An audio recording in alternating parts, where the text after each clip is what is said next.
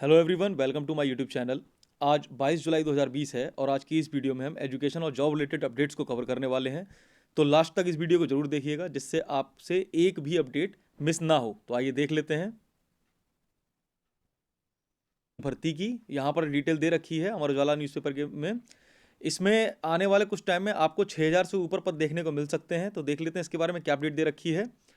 Uttar Pradesh police भर्ती board जल्द ही 6130 पदों पर भर्ती विज्ञापन निकाल सकता है। ये भर्तियां sub inspector civil police, platoon commander, sub inspector सशस्त्र पुलिस और सर्विस सेकंड ऑफिसर पदों पर की जाएगी। हाल ही में बोर्ड ने प्रतिष्ठित कंपनियों या एजेंसियों को भर्ती प्रक्रिया पूरी करने के लिए बोली की अधिसूचना जारी कर दी है।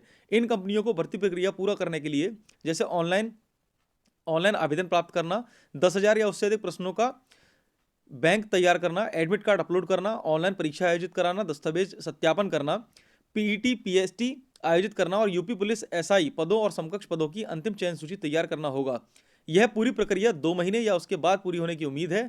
इसलिए नवंबर 2020 तक यूपी पुलिस में एसआई भर्ती नोटिफिकेशन 2020 के जारी होने की उम्मीद है। हालांकि बोली की अधिसूचना में भर्ती की नोटिस जारी के बारे में अभी तक कोई अधिकारी जानकारी नहीं आ पाई है। तो ये बात हो गई जो भर्ती आने वाली है यूपी पुलिस की। इसके संबंध में जो टेंडर है पास किया जा चुका है और इसके लिए आपको जल्द ही कुछ ना कुछ नोटिफिकेशन देखने को मिल सकता है। और आगे इसमें अपडेट दे रखी है।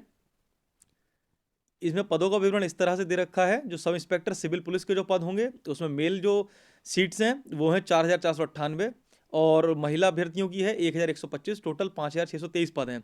वहीं प्लाटून कमांडर सब इंस्पेक्टर के 484 पद, फायर सर्विस सेकंड ऑफिसर के 23 पद और कुल पदों की संख्या मिलाकर हो जाती है यहाँ पर 6130 पद।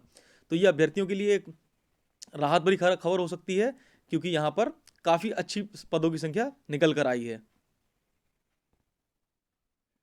नेक्स्ट अपडेट है यूपी डीएलएड कोर्स से। काफ़ी दिनों से डीएलएड के स्टूडेंट्स अपनी परीक्षाओं को लेकर डिमांड कर रहे थे कि उनको या तो प्रमोट कर दिया जाए या फिर उनके जो इंटरनल मार्क्स हैं उसके आधार पर रिजल्ट जारी किया जाए। तो इसको लेकर कुछ डिटेल दी गई हैं। डीएलएड की परीक्षाओं को लेकर अभी कोई निर्णय नहीं हो पाया है। डीएलएड के हर सेमेस्टर में स्कूलों में पढ़ाने का प्रशिक्षण होता है।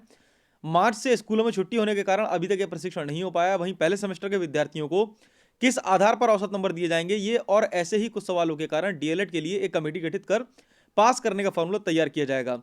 एसईईआरटी ने उच्च शिक्षा परिषद के नियमों के मुताबिक परीक्षा नियामक प्राधिकारी से प्रस्ताव मांगा है, लेकिन डीएलएड प्रशिक्षण कोर्स है, लिहाजा इस पर निर्णय लेने में थोड़ी देरी हो सकती है।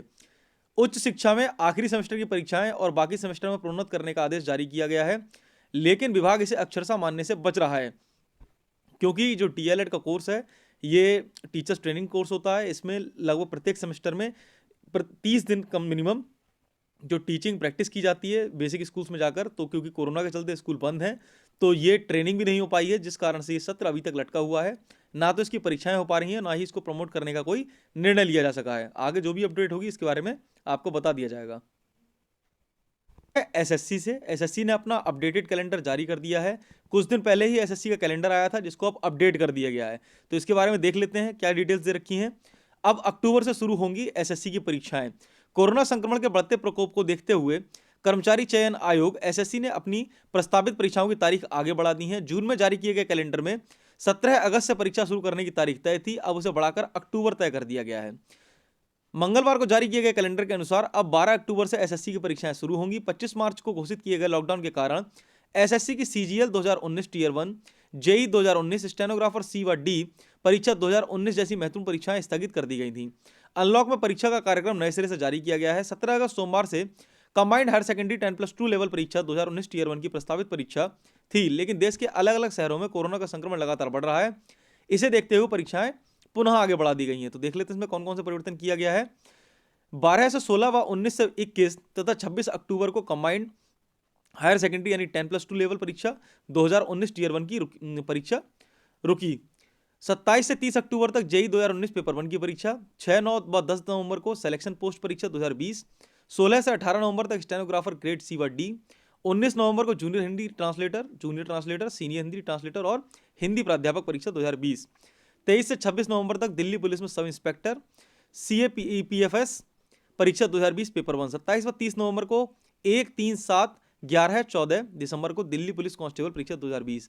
तो इन परीक्षाओं के कार्यक्रम बदल दिए गए हैं क्योंकि कोरोना के चलते सेंटर्स पर दिक्कत आने वाली थी। लेकर यूनिवर्सिटीज कब से ओपन होंगी और उसका शैक्षणिक सत्र कब से स्टार्ट होगा, इसके लिए अपडेट दे रखी है। यहाँ दे रखा है अंडर ग्रेजुएट सत्र नवंबर व पीजी दिसंबर में होगा शुरू। तो यहाँ पर बात की जा रही है यूनिवर्सिटी और कॉलेज की। तो यहाँ देख लेते हैं डिटेल में क्या दे रखा है। यदि कोई बड़ा उलटफेर नहीं हुआ तो विश्वविद्यालय और कॉलेजों में अंडर ग्रेजुएट का सत्र अब नवंबर से और पोस्ट ग्रेजुएट का सत्र दिसंबर से शुरू होगा। हालांकि अंडर ग्रेजुएट व पोस्ट ग्रेजुएट के दूसरे और तीसरे वर्ष के छात्रों की पढ़ाई अगस्त से ही शुरू हो जाएगी। यह शुरुआत में घर बैठे ऑनलाइन तरीके से ही कराई जाएंगी, लेकिन कोरोना संक्रमण की स्थिति सामान्य होने के बाद यह पहले की तरह क्लासरूम के जरिए होगी। फिलहाल यह फैसला विश्वविद्यालयों पर छोड़ा गया है।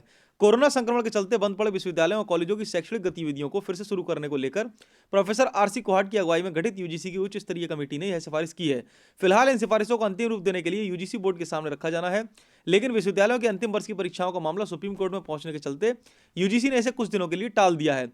माना जा रहा है कि अंतिम वर्ष की परीक्षाओं को लेकर सुप्रीम कोर्ट से कोई फैसला आने के बाद ही अब वह इसे जारी करेगा। यूजीसी ने हाल ही विश्वविद्यालयों की अंतिम वर्ष की परीक्षा को अहम बताते हुए इसे सितंबर अंत तक कराने को कहा है, जिसे लेकर कई राज्यों में विरोध में हो रहा है। फिलहाल ज्यादातर विश्वविद्यालय यूजीसी के फैसले के समर्थन में है।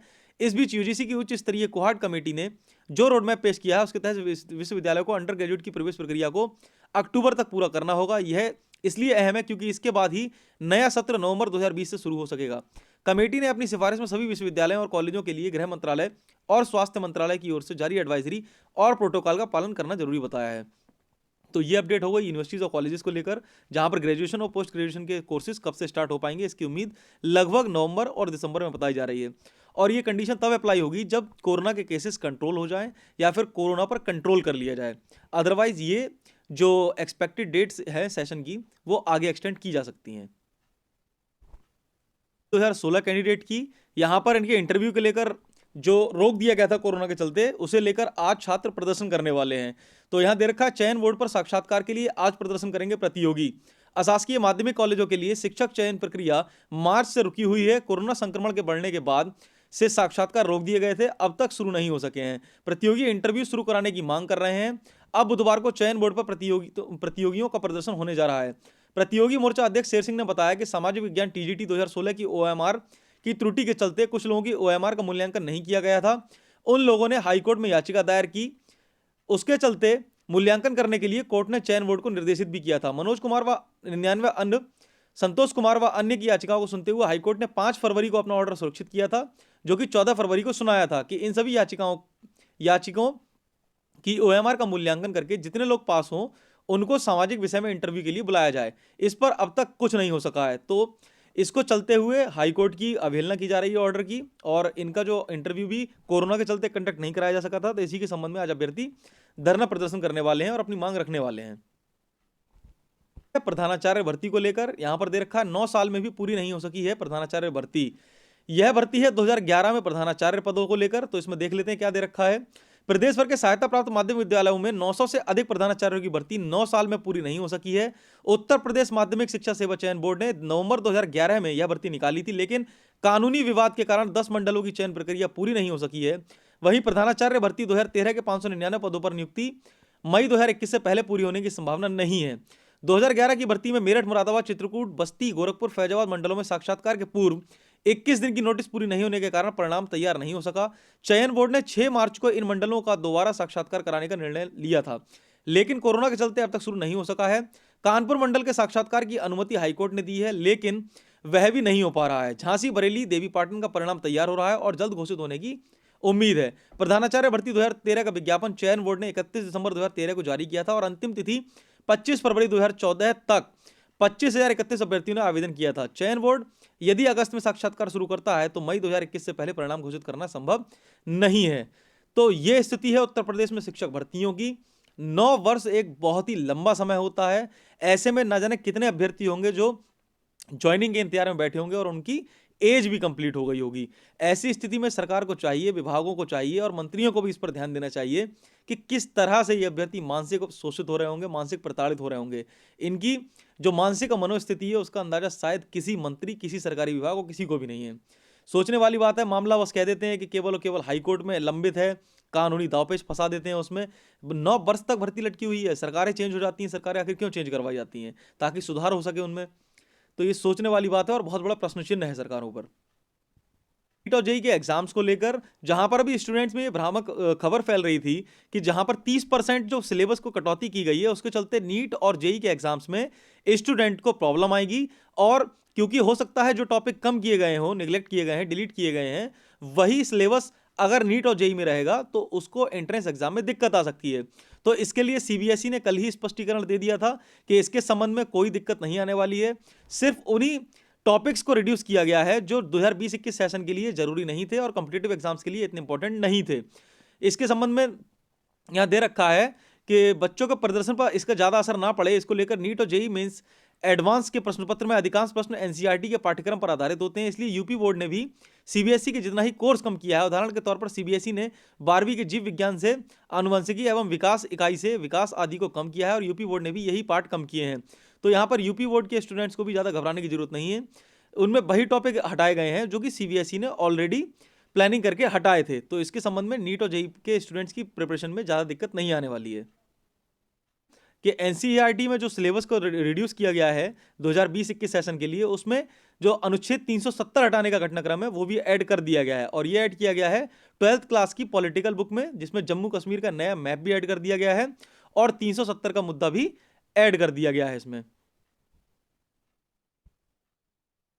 कोर्स को कम करने का विचार रखा था और फाइनली उन्होंने 30% जो कोर्स है वो सेशन लेट होने के चक्कर में कम कर दिया है। तो ऐसी स्थिति में यहां पर राजनीति छिड़ गई है, क्योंकि कोर्स में कई टॉपिक ऐसे हैं जो कि राजनीति का शिकार हो चुके हैं। तो देख लेते हैं यहां पर क्या दिया गया है। कोर्स से हटाया गया कांग्रेस का इतिहास। यहां मेंशन किया गया यूपी बोर्ड की ओर से कोरोना संक्रमण के नाम पर 9वीं से 12वीं तक के कोर्स में की गई 30% कटौती में कांग्रेस का इतिहास ही गुम कर दिया गया है। पाठ्यक्रम से हटाए गए अंश के तहत 12वीं नागरिक शास्त्र के कोर्स से स्वतंत्र भारत में राजनीति खंड खा में अध्याय 5 से एक दल के प्रभुत्व का दौर, प्रथम 3 आम चुनाव, राष्ट्रीय स्तर पर कांग्रेस के प्रभुत्व की प्रकृति, कांग्रेस की गठबंधीय प्रकृति शामिल है। इसी क्रम में खंड खा से ही छठे अध्याय में कांग्रेस कार्यप्रणाली की चुनौतियां, नेहरू के बाद की राजनीतिक परिपाटी, गैर कांग्रेसवाद, 1967 का चुनाव, कांग्रेस का विभाजन एवं पुनर्गठन, इस प्रकार कई ऐसे टॉपिक हैं जो हमारे इतिहास के टॉपिक से रिमूव कर दिए गए हैं बुक्स से। तो इसको लेकर काफी राजनीति गर्मा गई है और आगे भी इसमें काफी मुद्दे उठने की संभावना जताई जा रही है। नेक्स्ट अपडेट है जेईई मेंस और एनडीए के एग्जाम्स को लेकर। अभी यहां पर यह आशंकाएं जताई जा रही थी कि जेईई मेंस और एनडीए के एग्जाम कहीं एक साथ ना कंडक्ट करा दिए जाएं। तो इसको लेकर जो मानव संसाधन मंत्री हैं रमेश पोखरियाल निशंक, इन्होंने स्पष्टीकरण दे दिया है। इनका कहना है, रमेश पोखरियाल निशंक ने सोमवार को छात्रों को आश्वासन दिया कि जेईई मेंस और एनडीए की परीक्षाएं आपस में टकराएंगी नहीं। उन्होंने कहा, घबराएं नहीं, एनडीए कुछ हल निकालेगा, दोनों परीक्षाओं में बैठने के इच्छुक छात्रों को पूरा मौका मिलेगा। दरअसल जेईई मेंस और एनडीए की परीक्षा 6 सितंबर को होनी तय हुई थी। इसके बाद दोनों की तैयारी कर रहे छात्रों को एक परीक्षा छूटने की चिंता सताने लगी थी। तो यहां पर जो मंत्री जी हैं इन्होंने भरोसा दिलाया है कि छात्रों की दिक्कत नहीं आएगी और उनकी परीक्षाएं आसानी से अलग अलग डेट्स में कंडक्ट करा ली जाएंगी। 23 जुलाई 2020 की एजुकेशनल अपडेट्स, ऐसी ही डेली एजुकेशनल अपडेट्स के लिए आप हमारे यूट्यूब चैनल रविंद्र विला को सब्सक्राइब कर लीजिए। साथ ही पास वाले बेल आइकन को भी प्रेस कर लीजिए, जिससे सभी लेटेस्ट वीडियोस के नोटिफिकेशंस आपको तुरंत मिल सकें। साथ ही आप हमारे फेसबुक पेज पर जाकर लाइक जरूर कर दें, जिससे आपको डेली अपडेट्स मिलते रहें। तो आई होप आपको ये वीडियो हेल्पफुल रही होगी। Thanks for joining with us. मिलते हैं आपसे नेक्स्ट वीडियो में।